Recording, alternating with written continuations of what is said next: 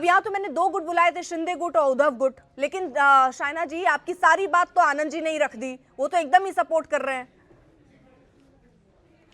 क्या वाकई permit cancel नहीं होगा मैम? अगर ये स्थिति मैं चाह रही हूँ स्पष्ट हो जाए उन कैब ड्राइवर्स के लिए भी, उन ऑटो ड्राइवर्स के लिए भी, कि अगर मान लीजिए जो आपने समय रखा 105 दिन पहले, उसके बाद अभी नोटिस जाने लग गए और अगर बार बार नहीं सीख पाते तो परमिट ही कैंसिल होगा ना मैडम?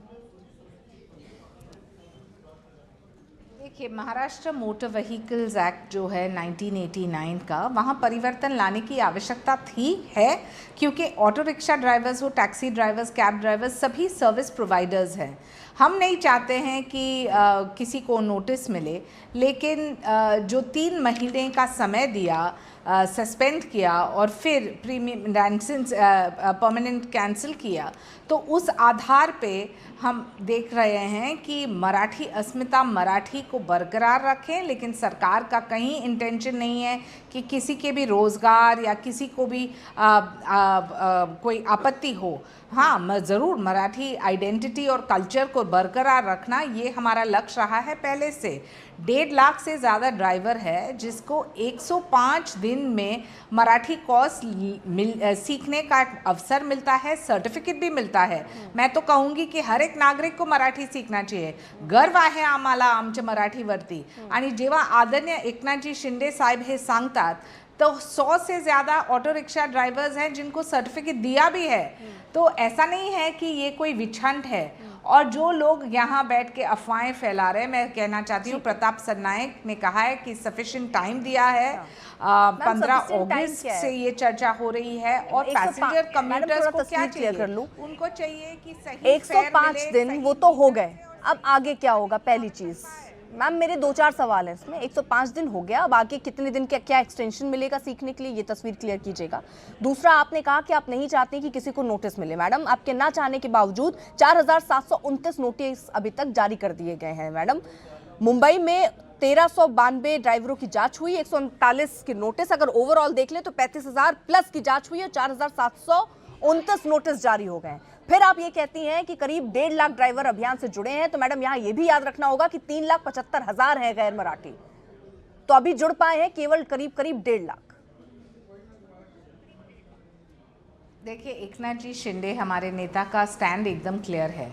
महाराष्ट्र में रहो तो मराठी बोलो, ये हमारी पहचान है, पर हम किसी रोजगार को लेना नहीं चाहते हैं। इसलिए हमने 1.5 लाख ड्राइवर्स को फ्री मराठी सिखाया है, अगर यही सर्टिफिकेट दिया है, यूपी में बन जाए, यही नियम बिहार में बन जाए, तो मैम कैसे देश चलेगा? हम एक देश श्रेष्ठ देश की बात करते हैं। ऐसा कैसे है कि मुंबई में रहना है, महाराष्ट्र में रहना है तो आपको मराठी आनी चाहिए?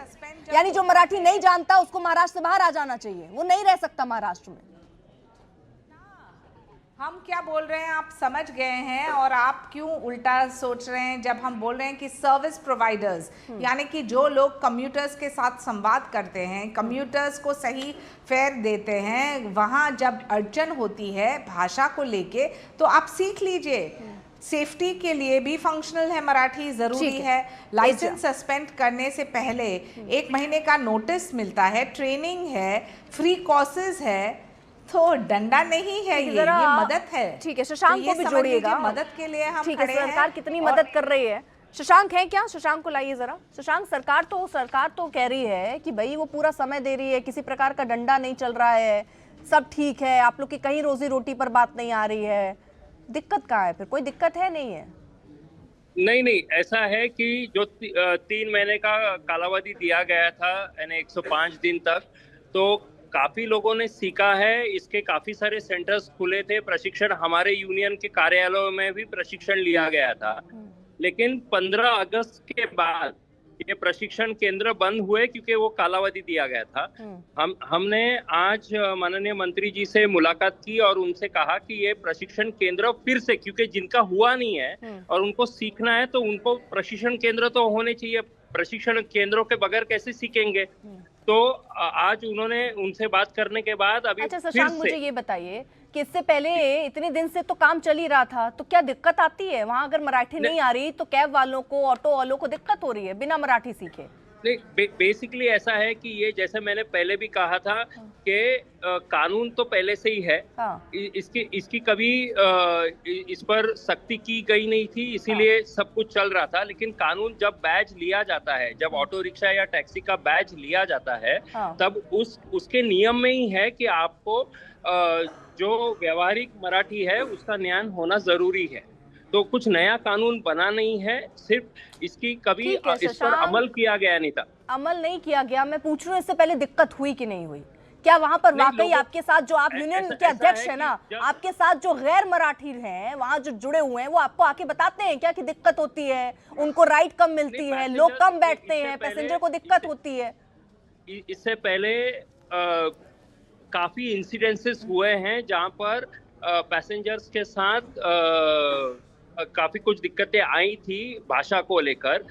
इसीलिए ये अभियान उन्होंने सख्ती लाने का निर्णय लिया सरकार ने। यानी आप ये कह रहे कोई दिक्कत नहीं है? यानी वो जो गैर मराठियों, बयान जरा निकाल लीजिएगा एक बार अंकित, वो सारे बयान जितने वहां पर लोग कह रहे हैं कि रोजी रोटी कमाने में दिक्कत हुई, शशांक शायद आपको वो दिक्कत नहीं दिख रही ना, आपको लग रहा है कि सब ठीक है, बट समय आप ये कह रहे हैं कि समय बढ़ा दीजिए, समय बढ़ा दीजिए ताकि ये सीख ले, आप यही कह रहे हैं ना शशांक? आपको ये समझना जरूरी है कि अगर कोई नियम है तो उसका पालन किया जाना चाहिए। ठीक है, तो इसीलिए आज ये शशांक जी हैं, अध्यक्ष है मुंबई ऑटो रिक्शा के टैक्सी यूनियन के। और मैं जरा टैक्सी की जो चलाते हैं ड्राइवर्स, उनका जरा आपके बयान सुना देते हैं। एक मिनट शशांक, सुनवाइए जरा। आरटीओ वाले हैं। अभी तो 3 दिन लगातार रोड पे गाड़ी आरटीओ की दौड़ रही थी, लोग इसके डर से रिक्शा खड़ी कर दी है। अभी 4 दिन में तो इतना नहीं हो पाएगा, लेकिन कोशिश तो जारी है। ये बात हमें ये रिक्वेस्ट है कि पैसेंजर को भी बोलो हमारे साथ में मराठी में बात करें। हाँ। तब हमको आएगा। हाँ। ऐसा नहीं आएगा। कम से कम 2-2.5 साल। किसी का बच्चा पढ़ रहा है, किसी का शादी करने लायक हो गया, आज 50 साल 55 साल उम्र हो गया, कहाँ से लवलेस सीखेगा? वो तो काम भरत तो जानता ही है। अब कह रहे जिनकी उम्र हो गई वो कैसे सीखे, दिक्कत ये है। वो ये कह रहे हैं कि भाई जो ऑटो में बैठ रहे हैं वो भी हमसे मराठी में बात करें ताकि हम मराठी सीखे। आप कह रहे हैं कि दिक्कत हो रही, मराठी नहीं बोल पा रहे। नहीं, वो हो रही है। देखिए, जो अलग अलग है, काफी 3-4 महीने पहले काफी सारी यानी झगड़े हुए हैं ऑटो ड्राइवर्स के साथ काफी इलाकों में। इससे पहले भी हुआ है। तो अगर हमारा इतना ही कहना है, मराठी नहीं बोल पा रहे इसलिए झगड़ा हुआ है, रोजी रोटी पर कहीं भी किसी या वो बात नहीं समझ पा रहे थे इसलिए झगड़ा हुआ? किस लिए शशांक, क्लियर कीजिए, किस लिए झगड़ा हुआ? मराठी नहीं बोल पा रहे थे या इसमें हुआ है? आप चाहिए मानिए या नहीं मानिए, मैं पूछ रही हूँ, अगर आपको ये पता है तो मराठी नहीं बोल पा रहे थे या किस चीज को लेकर लड़ाई हुई? नहीं, मराठी नहीं बोल पा रहे थे ऑटो ड्राइवर्स, इस पर झगड़े हुए हैं। अच्छा। 3-4 महीने यानी यही बात है, वो आप भी कह रहे हैं, मतलब महाराष्ट्र में रहना है तो मराठी बोलना, नहीं तो लड़ाई झगड़े इसी बात को लेकर हो रहे हैं। ठीक है, एजय यादव को रखिए। शुक्रिया शशांक, बहुत बहुत आपका जुड़ने के लिए। एजय यादव, एक रिएक्शन मैडम आपका। जहाँ तक महाराष्ट्र की अभी जो बात हो रही है कि आपको मराठी आनी चाहिए, इसको कहा गया काम चलाओ, तो अभी सही बोले हमारे प्रवक्ता महोदय अखिलेश यादव जी के पार्टी के कि सही का क्या पैमाना है, कितना सही, काम चलाने का क्या मतलब है? एक तरफ तो हमारी बीजेपी की जो सरकार है वन नेशन सब कुछ वन नेशन पे करती है, लेकिन यहाँ पे क्या कर रही है? यहाँ पे उनकी पॉलिसी एब्सोल्युटली ड्यूअल है। आप अगर महाराष्ट्र में देखें तो 70% टैक्सी ड्राइवर्स हो गए, ऑटो रिक्शा चालक जो भी है वो बिहार और यूपी के हैं। करीब 3.5 ऑटो रिक्शा ड्राइवर है और अराउंड 5 लाख टैक्सी ड्राइवर्स है। इसमें से 70% जो है वो बिहार और यूपी के ही हैं। अगर आज आप जिस तरह से इमोशनल पिक्चर्स आ रही थी कि सब अपने ऑटो रिक्शे को ट्रेन में डाल रहे हैं, लाद करके वापस अपने स्टेट आ रहे हैं, तो इससे क्या दिखा रहा है? यानी कि बिहारी का अलग आइडेंटिटी आप बना रहे हैं, यूपी वालों का अलग आइडेंटिटी आप बना रहे हैं, महाराष्ट्र वालों की आप अलग आइडेंटिटी बना रही है, and at the same time आप कहते हैं वन नेशन की आप फिलॉसफी देते हैं। तो या तो आपकी जो फिलॉसफी है उसमें आप चेंज लाइए, वन नेशन की आप बात कर रहे हैं तो हिंदी हमारा भाषा है वो पूरे देश भर को आना चाहिए। ये अगर पॉसिबल नहीं है तो जिस तरह से ये लोग कम्युनिकेट कर पा रहे हैं, अपना काम कर पा रहे हैं, अपना करने दें, टाइम आएगा, धीरे धीरे लोग अपना जहां तक हो सकेगा सीखेंगे। लेकिन इस तरीके से, जिस तरीके से ये ऑटो रिक्शा लेकर के वापस आ रहे हैं, ये तो बेरोजगार हो जाएंगे।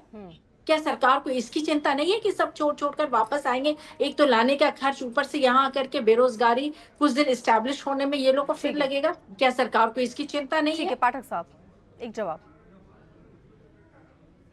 माननीय देवेंद्र जी फडणवीस ने क्लियरली कहा है कि यहाँ के सबके रोजगार बने रहेंगे, जो भी बाहर से वो इधर काम करते रहेंगे, किसी के ऊपर जोर जबरदस्ती आ रहे नहीं हैं, तारिक होगी, खान साहब। लेकिन जो रोजमर्रा की मराठी आनी चाहिए उतनी आनी चाहिए, उन्होंने अपेक्षा व्यक्त की है।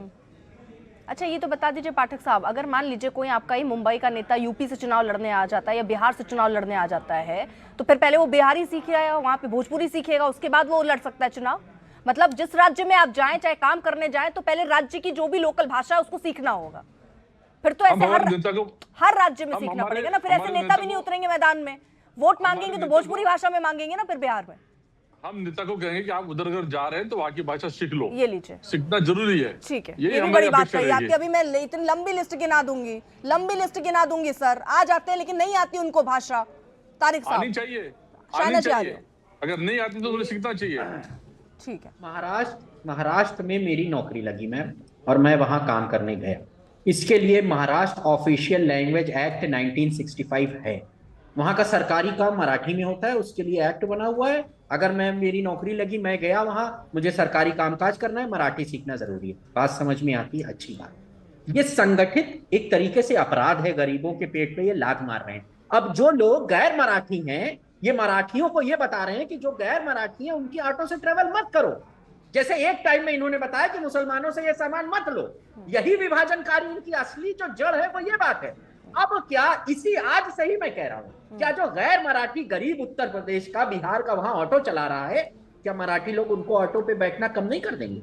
कम कर देंगे मैम। और फिर वो जो 30% वहां के हैं उसको वो लोग बैठाने लगेंगे। ऐसा ही हर राज्य अपने अपने लोगों को प्राथमिकता देने लगे। हम लोग भी यूपी में यही सब करने लगे, तमिलनाडु वाले भी यही सब करने लगे, यही सब बीच में कोई स्टेट है मध्य प्रदेश, वो सब भी करने लगे। ऐसे तो मैम काम चल चुका। ये तो एक बहुत बड़ा विभाजन तो क्रिएट कर रहे हैं। ठीक है, आप शायना उन जी। 30 वो मराठी लोगों को कह रहे हैं कि मत बैठो उत्तर प्रदेश के लोगों की ऑटो पे, और ये मैसेज ये पहुंचा दिया इन लोगों ने अब तक उन लोगों